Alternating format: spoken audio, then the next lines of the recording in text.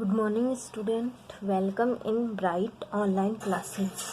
हमारा चैप्टर चल रहा था ह्यूमन हेल्थ एंड डिजीज़ कि हम ह्यूमन हेल्थ को कैसे प्रॉपर ग्रोथ करवा सकते हैं, उनका डेवलपमेंट है वह प्रॉपर वे में करवा सकते हैं।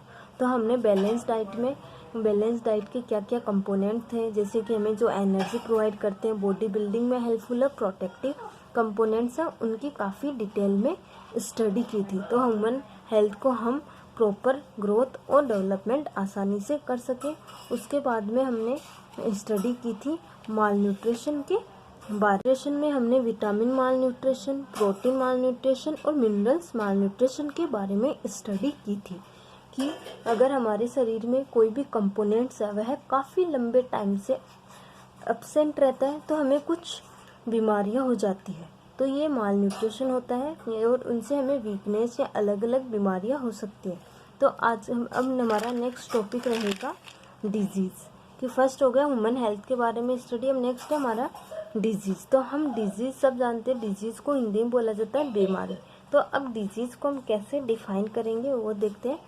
Generation of abnormalities in the normal function of the body और part of the body is called disease. Disease क्या होती है कि मेनली जो हमारी नॉर्मल बॉडी है, हमारी जो शरीर, सिंपल बोल सकते हैं कि शरीर के कोई भी पार्ट है, हमारी बॉडी के कोई भी पार्ट है, उनमें नॉर्मल फंक्शन मतलब सामान्य कार्यों में असामान्यताएं, अब नॉर्मलिटीज को बोला जाता है असामान्यताएं हो जाए, उन्हें हम बीमारी कहेंगे। वापस देखना, शरीर के किसी भी भाग में या किसी बॉडी के किसी भी पार्ट में सामान्य कार्यों में असामान्यताएं पैदा होना क्या कहलाती है? बीमारी। सिंपल वापस रिवाइज करना कि हमारे शरीर के किसी भी भाग में कोई नॉर्मल फंक्शन हो रहा है, मतलब सिंपल फंक्शन हो रहा है, हम नॉर्मली फंक्शन कर ले, लेकिन उनमें कुछ असामान्यताएं मतलब अब नॉर्मलिटीज उत्पन्न हो जाती है, उन्हें हम डिजीज कहेंगे। नेक्स्ट है टाइप ऑफ डिजीज। डिजीज कितने टाइप की होती है? Disease has been classified into 2 part. Mainly हम डिजीज को 2 पार्ट के में डिवाइड करेंगे based on their nature and casual agent, कि उनका नेचर कैसा है और उनके एजेंट पे कि वह किसके द्वारा फैलती है, उनके बेस पे या उनका नेचर कैसा है। तो हम डिजीज को 2 पार्ट में डिवाइड करेंगे। फर्स्ट है कम्युनिकेबल डिजीज, सेकंड है नॉन कम्युनिकेबल डिजीज, मतलब संक्रामक और असंक्रामक डिजीज, मतलब असंक्रामक बीमारियां। कम्युनिकेबल को हम इन्फेक्टियस डिजीज भी कह सकते हैं, मतलब ये एक दूसरे में आसानी से फैलती है तो इसे इन्फेक्टियस कह सकते हैं। और नॉन कम्युनिकेबल डिजीज को हम नॉन इन्फेक्टियस डिजीज भी कह सकते हैं। तो डिजीज है जो है कितने टाइप की है? 2 टाइप की, communicable disease and non communicable disease. तो फर्स्ट है communicable disease. This disease spread from an infected person to healthy person, these are called communicable disease. ऐसी बीमारियां जो इन्फेक्टेड पर्सन से हेल्थी पर्सन में स्प्रेड हो जाए, फैल जाए, उन्हें क्या कहेंगे हम? Communicable disease. कि ऐसी बीमारियां जो इन्फेक्टेड पर्सन है उससे हेल्थी पर्सन के अंदर आसानी से फैल जाती है, वह इन्फेक्टियस डिजीज कहलाते हैं। एग्जाम्पल है swine flu and chicken pox. ये कौन कौन से? स्वाइन फ्लू और चिकन पॉक्स। और प्रेजेंट टाइम पे जैसे कि चल रहा है कोरोना वायरस, तो कोरोना वायरस भी क्या है? इन्फेक्टेड पर्सन से हेल्थी पर्सन में होता है। जिस व्यक्ति को कोरोना वायरस से संक्रमित होता है वह आसानी से दूसरे हेल्थी पर्सन में हो जाती है। तो जो कोरोना डिजीज है वह कौन सी डिजीज है? कम्युनिकेबल डिजीज है, वह संक्रामक बीमारी है, इन्फेक्टेड पर्सन से कम्युनिकेबल मेनली हेल्थी पर्सन में हो जाती है, जिसे हम कम्युनिकेबल डिजीज कहेंगे। तो वापस देखना, कम्युनिकेबल डिजीज क्या होती है? ऐसी बीमारी जो इन्फेक्टेड पर्सन से हेल्थी पर्सन में फैलती है, वह क्या कहलाती है? Communicable disease. These are transmitted from one person to another person by air, water, food, physical contact and insect इटेक्सा। ये डिजीज है वह एक पर्सन से दूसरे पर्सन में फैलती है और उसमें यह एयर के द्वारा हो सकती है, वाटर के द्वारा हो सकती है, फूड के द्वारा हो सकती है, या कोई फिजिकल कॉन्टेक्ट मतलब उनको टच करने के द्वारा हो सकती है, और इंसेक्ट के द्वारा भी फैल सकती है। जैसे कि कोरोना में है कि किसी के हाथ को टच नहीं करना है, गले नहीं लगाना है, तो ये क्या है, फिजिकल कांटेक्ट है। तो कम्युनिकेबल डिजीज में हमेशा पर्सन से, इन्फेक्टेड पर्सन से दूर रहना चाहिए। नेक्स्ट है non communicable disease. Non communicable disease क्या होगी? These disease do not spread from an infected person to healthy person, these are known as non communicable disease. ऐसी बीमारियां जो इन्फेक्टेड पर्सन से हेल्थी पर्सन में स्प्रेड नहीं होती है, जो फैलती नहीं है, वह क्या कहलाती है?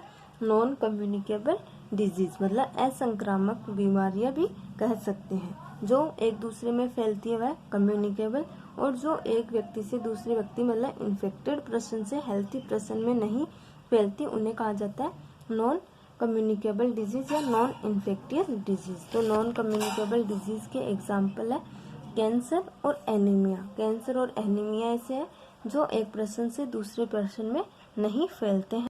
अब नेक्स्ट हम कम्युनिकेबल और नॉन कम्युनिकेबल डिजीज में क्या डिफरेंस होता है, हमें आसानी से हम डिफरेंस कर सकते हैं कि कम्युनिकेबल है वह इन्फेक्टेड से हेल्थी पर्सन में स्प्रेड होती है, लेकिन नॉन कम्युनिकेबल है वह स्प्रेड नहीं होती है। तो अब इन दोनों के बारे में डिफरेंस की स्टडी करेंगे। तो नेक्स्ट है difference between infectious and non infectious disease, मतलब कम्युनिकेबल एंड नॉन कम्युनिकेबल। तो फर्स्ट है इन्फेक्टियस और communicable disease. These are transmitted from an infected person to a healthy person। की फर्स्ट हो गया कि जो कम्युनिकेबल बीमारियां होती है वह इन्फेक्टेड पर्सन से हेल्थी पर्सन में आसानी से ट्रांसमिट हो जाती है, आसानी से स्प्रेड हो जाती है। लेकिन नॉन इन्फेक्टियस में क्या होगा?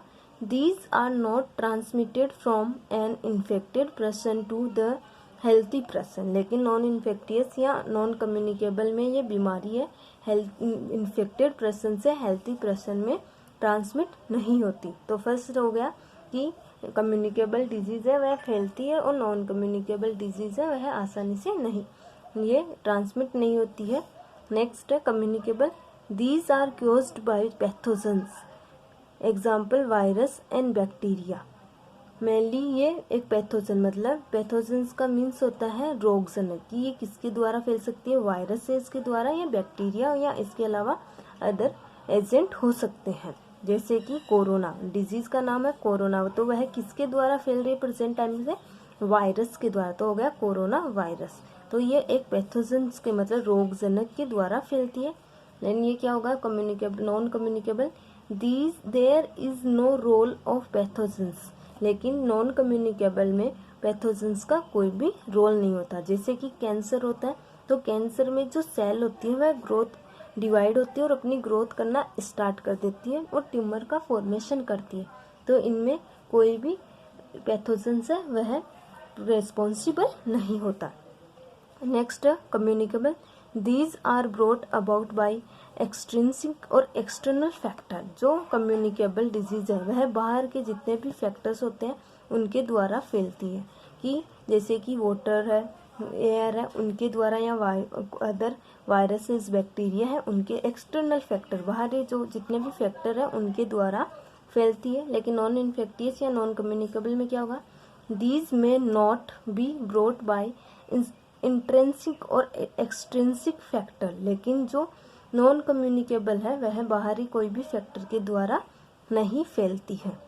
Next community hygiene can reduce the incidence of infectious disease. लेकिन अगर कम्युनिटी हाइजीन मतलब हम हमारी सोसाइटी में स्वस्थ रखेंगे, अगर हम कम्युनिटी को हाइजीन को मतलब हमारी कम्युनिटी में स्वच्छता को बनाए रखेंगे तो हम इन्फेक्टियस डिजीज को रिड्यूस कर सकते हैं, कम कर सकते हैं। जैसे कि कोरोना से लड़ने के लिए कहा जाता है कि हमें घरों में ही रहना चाहिए, बाहर इधर उधर नहीं घूमना चाहिए। वैसे ही इन्फेक्टियस जो भी डिजीज होगी उसमें कोई भी अगर हम अपनी सोसाइटी में सफाई रखेंगे तो इन्फेक्टियस डिजीज से बचा सकता है। जैसे कि मलेरिया है, मलेरिया में भी घरों के बाहर अगर पानी इकट्ठा नहीं होने देंगे तो ये बीमारी रुक सकती है। तो हमें कम्युनिटी हाइजीन है वह ज़रूरी होता है।